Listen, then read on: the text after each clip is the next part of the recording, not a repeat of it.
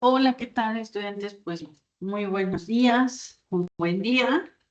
En esta sesión, bueno, pues continuaremos todavía, a pesar de que estamos en la primera evaluación, pues somos los últimos en presentar evaluación, entonces, bueno, pues vamos a estar aquí, pues abordando ya los últimos temas en estas dos sesiones que nos quedan del primer parcial. Referente, pues ya lo último de la unidad 2, denominado pues el marco jurídico ambiental, donde nos concentraremos pues en un tema principal para comprender cómo se aplica realmente el derecho ambiental en México a través de la jurisprudencia nacional en materia ambiental. Y en sesiones anteriores, pues sí analizamos primero pues que el derecho a un medio ambiente sano, que fue pues prácticamente lo que estuvimos revisando, también la legislación ambiental mexicana, y pues hoy daremos paso a ya no más centrarnos únicamente en lo que dice la Constitución y las leyes, sino en la forma en que los órganos jurisdiccionales, especialmente la Suprema Corte de Justicia de la Nación, han interpretado esas normas y les han dado contenido concreto. Y esa es precisamente la relevancia de la jurisprudencia: convertir en mandatos generales en criterios aplicables a casos reales, ¿no? Y el objetivo de esta sesión, pues, es contrastar la legislación ambiental con los criterios jurisdiccionales emitidos en México a partir del derecho humano a un medio ambiente sano, para comprender cómo las leyes dejan de ser solamente normas escritas y se transforman en herramientas, pues, efectivas de protección cuando son interpretadas por estos juzgadores. Y dicho de esta manera, hoy vamos a responder a una pregunta central. ¿Qué ha dicho la Suprema Corte sobre el medio ambiente y por qué estos criterios son indispensables para entender el derecho ambiental mexicano contemporáneo? Y antes de estudiar casos concretos, es indispensable detenernos a comprender por qué este, comprender cómo funciona la Suprema Corte de Justicia de la Nación en esta materia. La Suprema Corte de Justicia de la Nación, por sus siglas SCJN, es el Tribunal Constitucional de México. Su función no consiste solamente en resolver conflictos, sino en vigilar que las leyes, los actos de autoridad se ajusten a la Constitución. Y para ello actúa mediante los llamados medios de control de la constitucionalidad.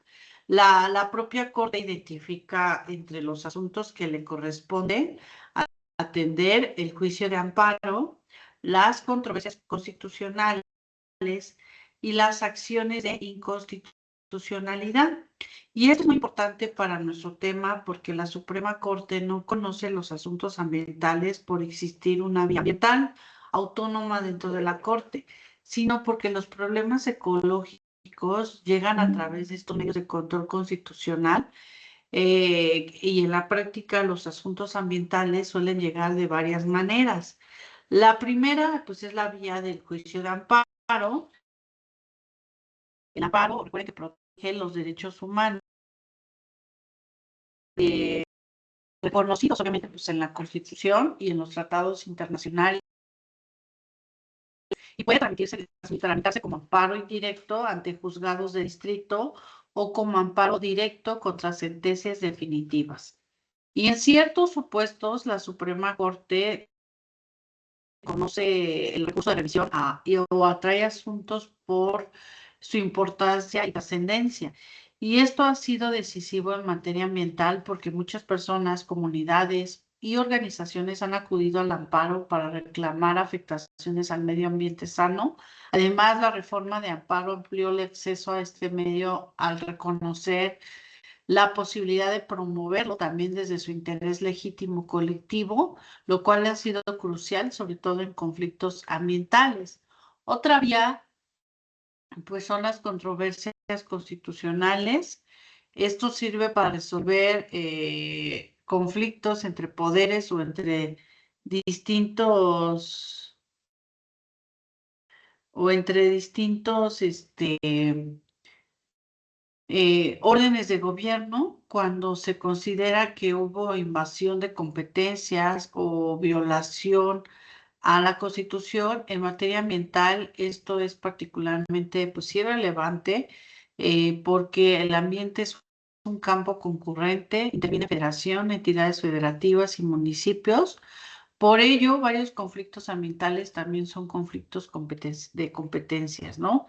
Otra tercera vía son las acciones de inconstitucionalidad que permiten impugnar, pues sí, normas generales como leyes, reglamentos o decretos cuando se considere que contradice la Constitución.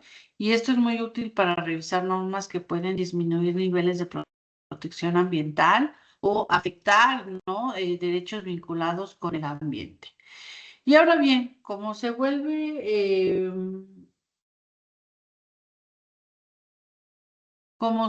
obligatoria la interpretación de la Corte, la Suprema Corte de Justicia explica que sus resoluciones constituyen jurisprudencia cuando cumplen la votación exigida y al menos 8 votos en pleno, 4 votos en salas. Y asimismo, pues la jurisprudencia emitida por la Corte resulta obligatoria para diversos órganos jurisdiccionales del país. Los criterios y precedentes se difunden en el Semanario Judicial de la Federación, que actualmente pues sigue siendo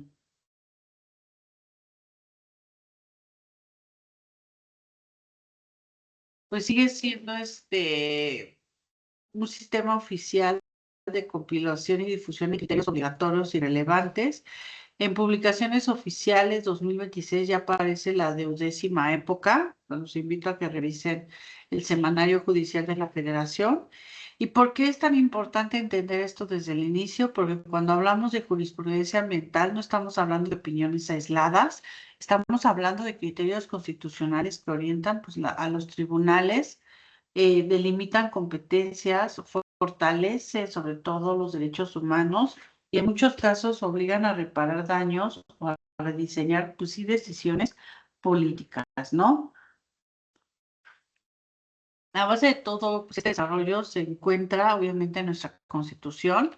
En el artículo 4, pues establece que toda persona tiene un derecho a un medio ambiente sano para su desarrollo y pues bienestar, que el Estado pues sí debe de garantizar el respeto a ese derecho y que el daño o deterioro ambiental genera pues sí responsabilidad para quien lo provoque.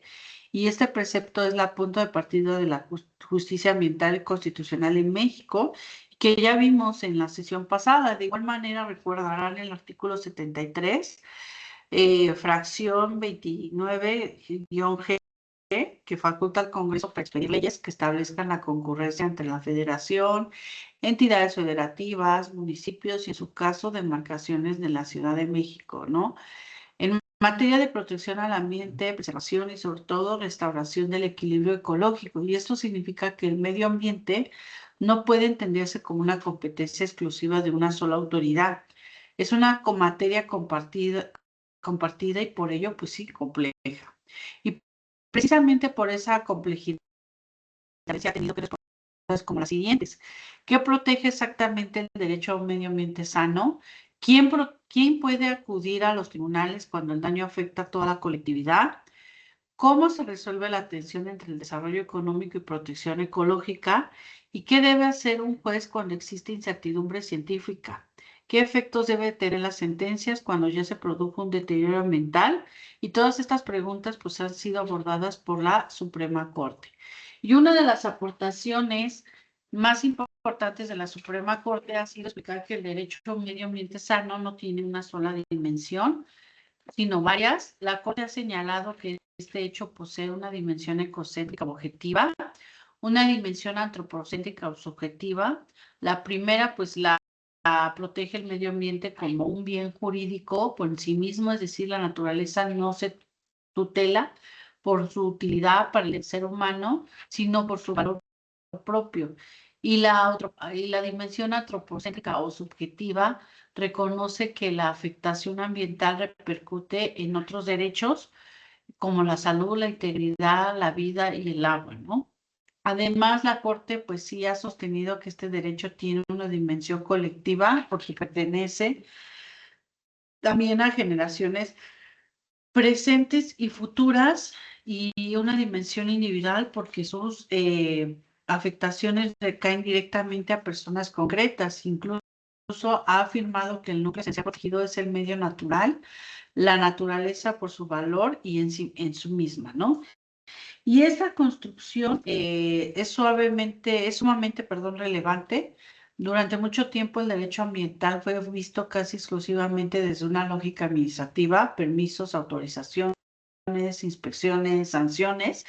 Sin embargo, cuando la Corte interpreta el artículo 4 constitucional desde la lógica de los derechos humanos, el medio ambiente deja de ser un asunto meramente técnico y se convierte pues en un verdadero parámetro de validez constitucional. Esto también pues modifica la manera de enseñar, la manera de enseñar, este,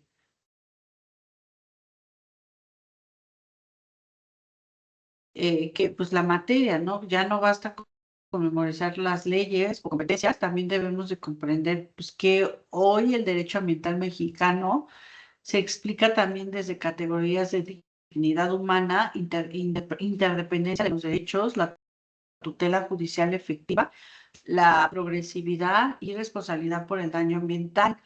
La jurisprudencia ha sido pieza que articula todos estos elementos. Una segunda, pues, gran línea jurisprudencial que pues, la Corte no solo ha definido el contenido del derecho, sino también los principios que deben ser guiados y que, bueno, pues ya hemos visto alguno de ellos. Es el principio precautorio, que este principio indica que cuando exista riesgo, daño o grave o irreversible, la falta de certeza científica absoluta no debe utilizarse como un pretexto para no actuar. En materia ambiental, esto es esencial porque muchas veces el daño se descubre cuando ya es demasiado tarde y por ello la jurisprudencia ha señalado que ante la incertidumbre, los jueces y las autoridades deben de actuar de forma protectora. Otro principio es el indubio pro natura. Si existe dudas razonables sobre el alcance de una medida, una norma, un riesgo, debe preferirse la interpretación que favorezca más a la naturaleza. Este criterio fortalece el estándar de la protección y evita que la incertidumbre juegue en contra del ambiente. Otro principio es la participación ciudadana. La Corte ha insistido en que los asuntos ambientales, déjenme ver si tengo, pero es que no lo coloqué. Bueno, se los voy a colocar en la presentación para que ustedes lo tengan. Pero bueno, decía que el principio ciudadana, la Corte pues ha insistido que los asuntos ambientales no pueden decidirse a espaldas de la sociedad. La participación informada, oportuna y real es parte del contenido del derecho a un medio ambiente sano y no se trata de una cortesía administrativa, sino de una exigencia constitucional y sobre todo democrática.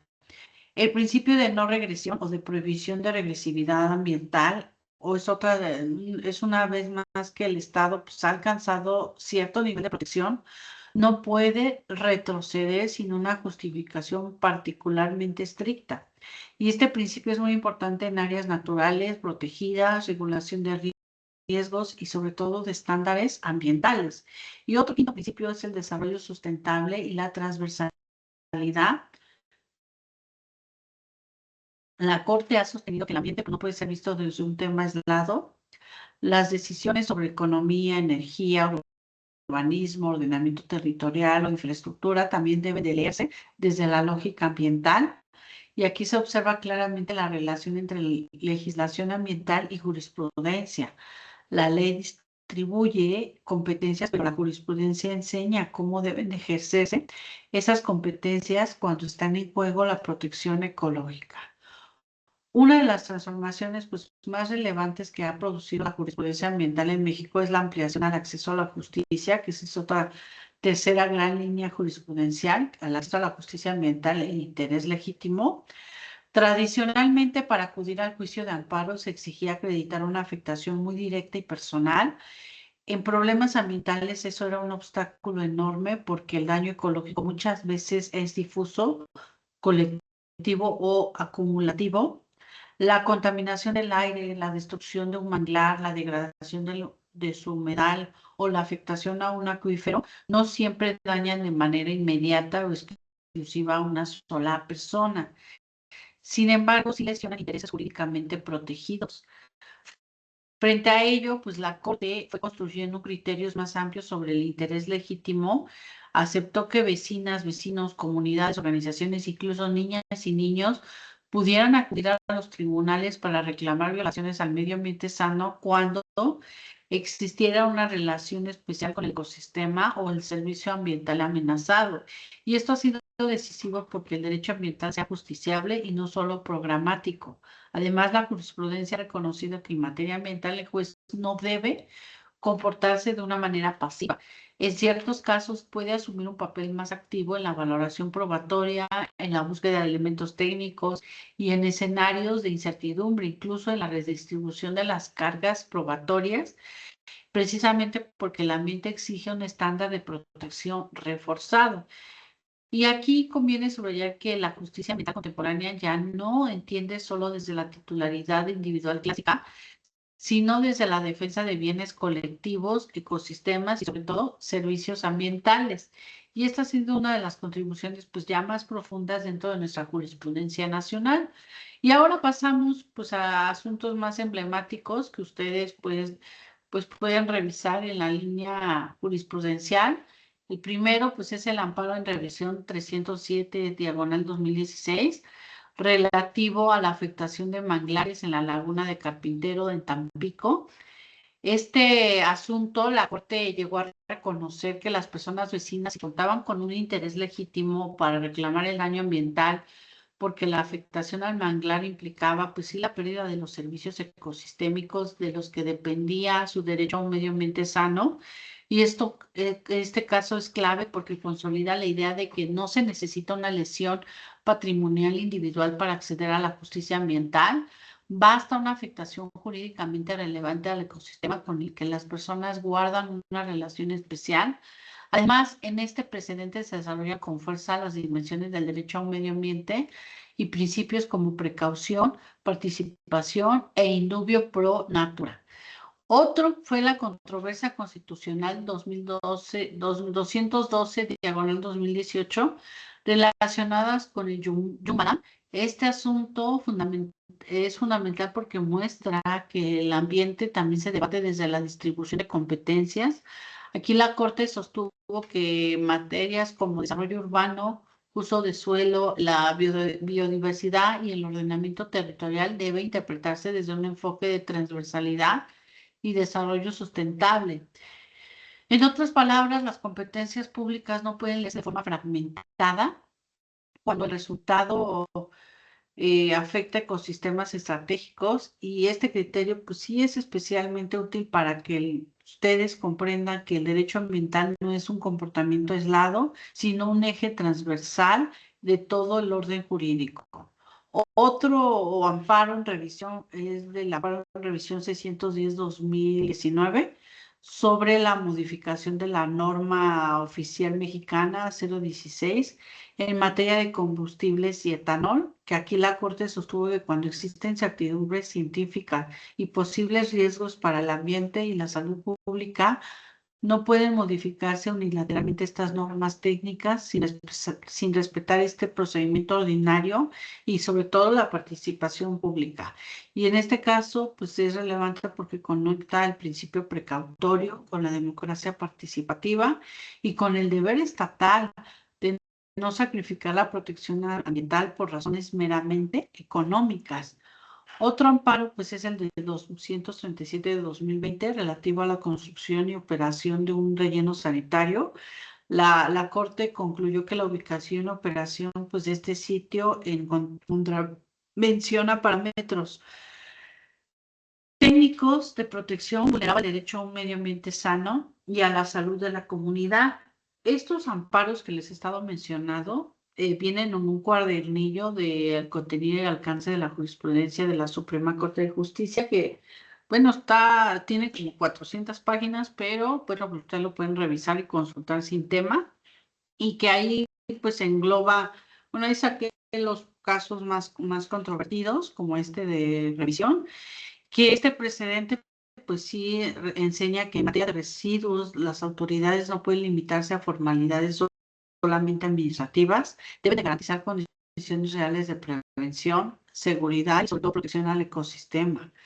Y otro, pues, amparo que podemos sacar de este cuadernillo de la Suprema Corte es que el amparo en revisión 289-2020 relativo a la tala de árboles en un entorno urbano, la Corte destacó que los bosques urbanos prestan servicios ambientales relevantes y que la restauración no puede separarse de las obligaciones de preservación y protección. Con ello, la jurisprudencia extiende la tutela ambiental también a escenarios urbanos, recordándonos que el derecho a un medio ambiente sano no se limita en áreas silvestres o sobre todo rurales, ¿no? Y para cerrarles esta sesión breve, quiero afirmar que la jurisprudencia nacional en materia ambiental ha transformado la comprensión del derecho ambiental en México, primero porque ha precisado que el medio ambiente sano es un derecho humano autónomo con dimensiones individuales y colectivas, con protección que alcanza la naturaleza por su valor intrínseco. Segundo, porque ha consolidado principios interpretativos como la precaución, la participación ciudadana, la no regresión, el desarrollo sustentable y el indubio pro natura. También ha ampliado el acceso a la justicia ambiental porque el reconocimiento a este interés legítimo y a la tutela de bienes colectivos y a través de las sentencias no se declaran violaciones, sino que también pueden ordenar medidas de reparación, restauración y rediseño institucional. Hoy el marco jurídico ambiental mexicano,